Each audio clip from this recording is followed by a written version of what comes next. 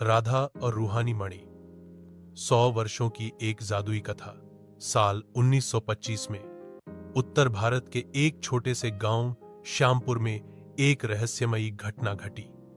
एक रात गांव के पास बहती नदी की तलहटी से एक रूहानी मणि मिली, चमकती हुई, हल्की गर्माहट देती और जैसे उसमें जीवन हो।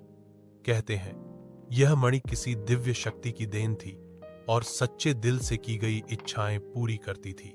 राधा उस समय केवल 16 वर्ष की एक बुद्धिमान, संवेदनशील लड़की सबसे पहले इस मणि के संपर्क में आई। उसने कोई स्वार्थी इच्छा नहीं मांगी, बस यही चाहा कि उसका गांव हमेशा सुख, शांति और समृद्धि से भरा रहे। मणि ने उसकी बात को स्वीकारा और तभी से श्यामपुर बदलने लगा। सूखा खत्म हुआ, फसलें लहराने लगीं, बीमारियां दूर हो गईं और गांव में हंसी खुशी लौट आई। पर मणि की एक शर्त थी, हर 100वें पूर्णिमा पर उसे उसी स्थान पर सच्चे दिल से धन्यवाद दिया जाना चाहिए। यदि ऐसा न हो तो मणि नाराज होकर हमेशा के लिए लुप्त हो सकती थी।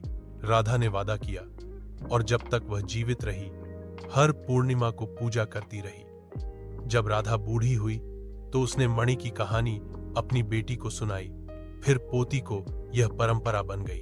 वर्ष 1975। राधा अब नहीं रही, पर उसकी पोती सविता ने पूजा जारी रखी। गांव अब शिक्षित था, बिजली आ चुकी थी, पर मणि की कृपा बनी रही। वर्ष 2025। अब मणि की कहानी किताबों में दर्ज थी, पर असली पूजा केवल परिवार जानता था। मणि अब भी वैसी ही चमकती थी जैसे कल की बात हो। वर्ष 2125 वर्षों बाद गांव एक बड़ा कस्बा बन गया।